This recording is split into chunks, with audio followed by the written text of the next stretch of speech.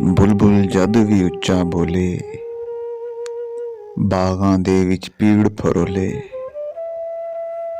ਕਾਵਾਂ ਦੇ ਸੰਗ ਵਸਣ ਵਾਲੀ, ਗੁੱਗੀ ਡਰਦਿਆਂ ਮੂੰਹ ਨਾ ਖੋਲੇ। ਖੁਸ਼ੀਆਂ ਦੇ ਵਿੱਚ ਗਾਵਣ ਵਾਲੇ, ਭੁੱਲ ਗਏ ਸਾਰੇ ਮਾਹੀਏ ਡੋਲੇ।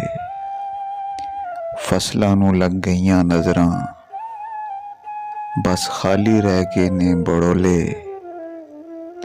ਰੱਬ ਦਾ ਦੁਸ਼ਮਣ ਰੱਬ ਦੇ ਘਰ ਵਿੱਚ, ਖੂਨ ਦੀ ਭਰ-ਭਰ ਬੁੱਕਾਂ ਡੋਲੇ। ਬੁਲਬੁਲ ਜਦ ਵੀ ਉੱਚਾ ਬੋਲੇ, ਬਾਗਾਂ ਦੇ ਵਿੱਚ ਪੀੜ ਫਰੋਲੇ। ਰੱਬ ਦਾ ਦੁਸ਼ਮਣ ਰੱਬ ਦੇ ਘਰ ਵਿੱਚ, ਖੂਨ ਦੀ ਭਰ-ਭਰ ਬੁੱਕਾਂ ਡੋਲੇ।